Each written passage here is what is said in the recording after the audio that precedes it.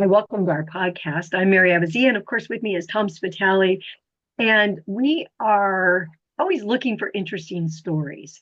And in this case, we saw the Super Bowl ad. It was with Ring Camera, and they were featuring a new service that they were going to provide called Search Party. And what this was that all the Ring cameras could identify if a dog was lost. So, at face value, it sounds nice, especially if you own a dog and you're worried if you lose it.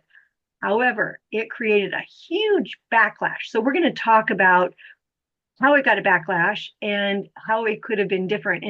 And what we love most is this theme that just because technically you can do something doesn't always make it a good idea. Or if you have something technical, how do you do it in a way that you address the human side of it? So that's today's topic.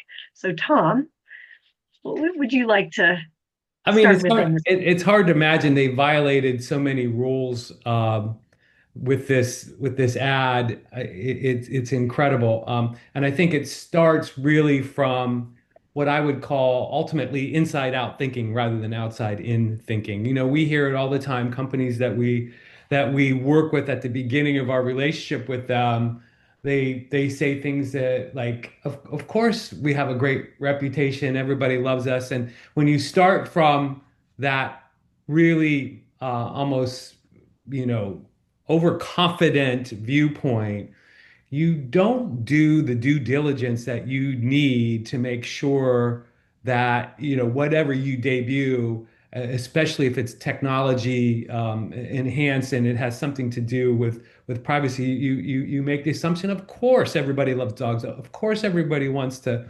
find a dog that is lost, and of course, they love us, so they'll receive this with open arms. But when you dig a little bit deeper into this, there's a lot of things you find out, a lot of even baggage that Ring had, and a lot that's going on in today's environment that would have, with just a little bit of empathy, a little bit of outside in thinking, probably would have flagged this as a potential risk and would have led to maybe some different ways to really introduce a feature that on face value, I think a lot of people in the right circumstances probably would like. You lose a dog, you can't find it. This helps you find it. Face value, that sounds great.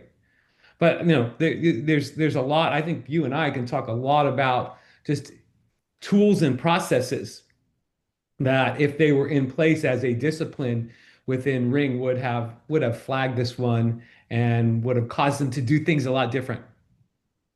Yeah, yeah, you're right. They were tapping into the fear of losing your dog and the hope of finding your dog. But they didn't peel it back enough to find out if they had just played the commercial or even shown concept boards ahead of time, they would have started with, consumers and then also maybe people that were, one of my friends actually looks for lost dogs. And I asked her, I said, what did you think of it? She goes, oh, that's the dog community that searches for dogs didn't like that at all because you physically can't, if the dog is running in your neighborhood and you try to trap it, you're going to end up being bit. If the dog is running, you can't grab it. There's a system, there's a way that they magically are able to get the dogs to trap them appropriately with food and if the owner's there. But to be able to see a dog coming, just the idea of it, she said, is really dangerous. So, if they had even had a few conversations with some people in the know that do that for a living, they would have found out that their approach might be good, but it needs, people to have testimonials and help them say, this is part of a pet finding process that's important. And they also would have found out that deeper people are deadly afraid of being, the surveillance. So to say maybe no facial recognitions or you have to opt in, they would have addressed even that bigger, deeper feeling that people have about, being tracked themselves, not just the dog, but people. So there's like two, at least two, maybe more angles to take on this. One of it is just the fact that let's just talk about positioning and the positioning of Ring and what is in people's head. again, an inside out rather than an outside in thinking company tends to have an overstated notion of what is in the brains of people about their brand. Mary, you did a little bit of research that there were some, negative parts of people's brains that were associated with Ring to begin with, right? There was some controversy about that, how they had worked with law enforcement in a way in the past that so people understanding this about your brand is not is not being a naysayer. Understanding what exists in people's brains, both positive and negative, about your brand is really important. And clearly, they didn't think about that, right? That they had some negative press about some work they had done with law enforcement in the past that was resident in a lot of people's brains as they saw that. So, first of all, it's like really important to understand your positioning across your audiences, both what's positive and negatively already in the brain. That's what you're working with. It doesn't, you can't control that. That's where you start.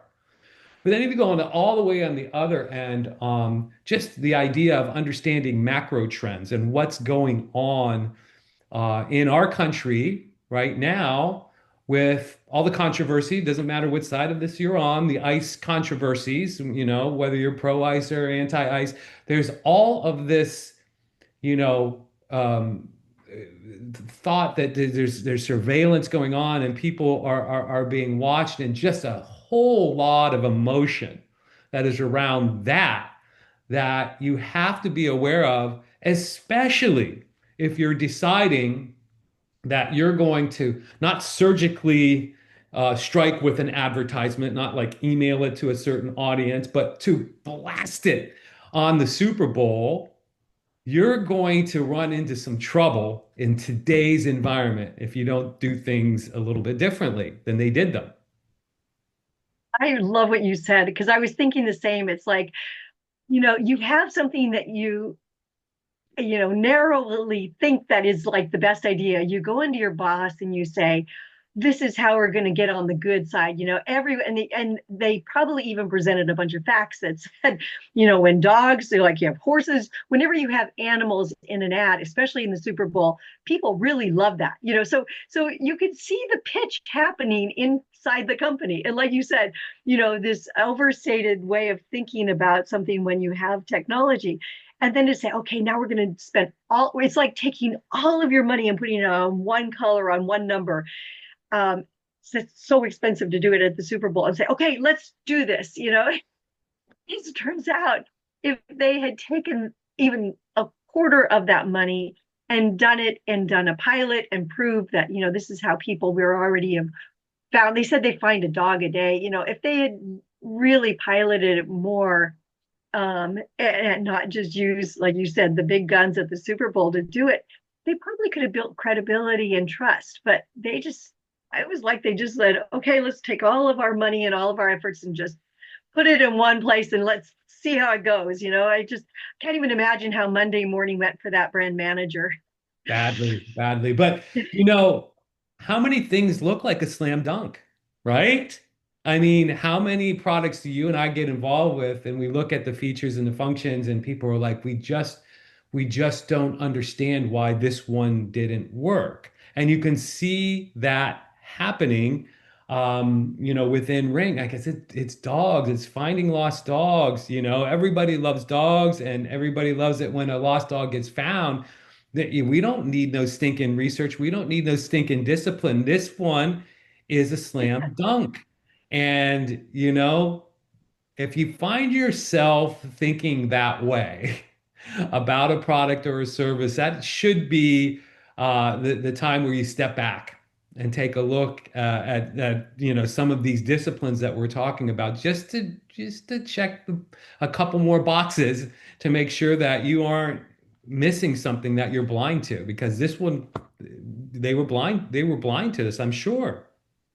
Yeah. It opens up a bigger subject too. The reason that we wrote the Accidental Marketer book was because we found that a lot of times people that are technically trained end up trying to market and they don't know where to go. But it also opens up the fact that, hopefully we wrote enough warnings in that book, and, we're continuing to reinforce it, that just because you have a technology doesn't mean that, to your point, it's a slam dunk and that you should pursue it, or you have to really like, oh, it's so good that you are blindsided to all the other things that you need to do to commercialize anything. Like you said, looking at trends, looking at perceptions, and then doing the correct positioning. There should be something in the pit of your stomach every time you go, this is too good to be true. To your Mhm. point, is to say, okay, we really need to pull back out the accidental marketer book and go, okay, trends, customer needs, segmentation, ability to win. Is there anything else out there like this right now that's working well that we could complement, that we work together with, as opposed to just trying to be the answer to everything. So I don't know. It's such a good bad story. It is. And we're not being naysayers either. This product could have worked, right? It could have worked. But what, you first need to do is you need to be sensitive to what could go wrong and who is going to have a problem with this. I mean, you had said it earlier. Had this been marketed as a voluntary opt-in feature, for specific use. I mean, I know you did talk about there's a way to trap dogs and everything like that. Notwithstanding, the idea of just finding a lost dog and having features on this, this device that you could just say, okay, I need this now, right? Um, and marketed that way. It could have been something that they could have probably got a lot of really positive press on. And they could have even said, I think you had mentioned this to me, Mary, when we were just getting ready for this episode. They could have even said, we know that they could have almost like acknowledged that they had a little bit of problem in the past with people's perception of privacy. So we did this one right, right? Yep. So there are pathways. We're not here to tell you that, you've got a whole bunch of products that are never going to work and you should never launch them. The idea is that the disciplines that go around that we talk about all the time can point out your pitfalls and really a positive pathway to success for that project because this has got some good to it for sure. Absolutely. Yeah, no, I like your points on it. So anyway, we hope that as you think about this example, that, if you're working on anything that's technical, you might, take a deep breath and go, yeah, I'm missing something. And maybe I need to think a little bit more about, the people that are buying this product, what they think now and what I really want them to think, and do some testing. Always pilot and test. Mhm. So thank you for joining us. Thank you.